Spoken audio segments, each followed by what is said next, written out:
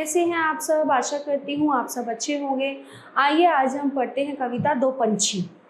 सोने के पिंजरे में था पिंजरे का पंछी और वन का पंछी था वन में। यानी कि दो पंछियों की बात हो रही है। एक था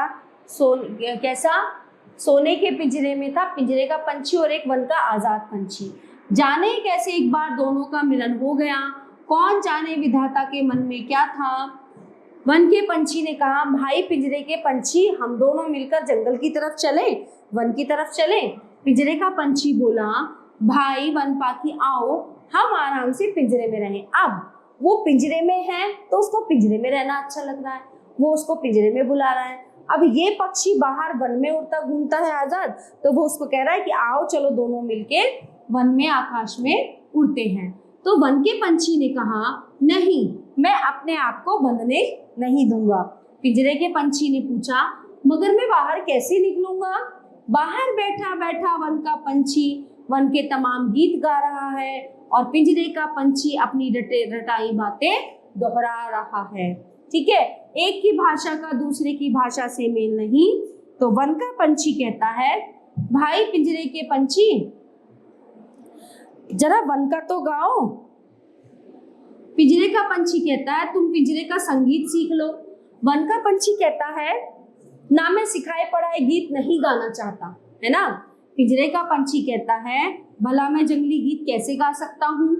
वन का पंछी कहता है, आकाश गहरा नीला है, उसमें कहीं कोई बाधा नहीं है। पिंजरे का पंछी कहता है, पिंजरे की परिपाटी कैसी घिरी हुई है चारों तरफ से। तो वन का पंछी कहता है, अपने आप को बादलों के हवाले कर दो।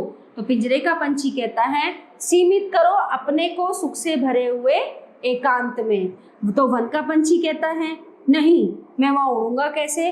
तो पिंजरे का पंछी कहता है, हाय बादलों में बैठने का ठौर कहाँ है। मतलब पिंजरे में तो आराम से बैठ सकते हैं, ऊपर उड़ोगे आकाश में, बादलों में हम कहाँ बैठेंगे, है ना। तो इस तरह दोनों एक दूसरे को चाहते तो हैं किंतु पास पास नहीं आ पाते। पिंजरे की तीलियों में से एक दूसरे की चोंच छू छू कर रह जाते हैं, चुपचाप एक दूसरे को टुकुर टुकुर देखते हैं, एक दूसरे को समझते नहीं हैं, ना अपने मन की बात समझा पाते हैं। दोनों अलग अलग पंख फड़फड़ाते हैं, कातर होकर कहते हैं, पास आओ। वन का पंछी कहता है, नहीं, कौन जाने कब पिंजरे की खिड़की बंद कर दी जाए। पिंजरे का पंछी कहता है, हाय मुझ में उड़ने की शक्ति नहीं है।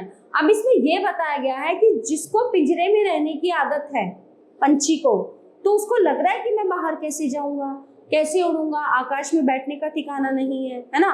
उसको पिंजरा ही अच्छा लग रहा है। लेकिन जो आजाद है, जो बाहर उड़ रहा है, उसको बाहर रहना अच्छा लगता है। ठीक है, तो इस कविता के लेखक हैं रविंद्रनाथ ठाकुर। आशा करती हूँ कि ये कविता आपको बहुत अच्छे से समझ आई होगी। धन्यवाद।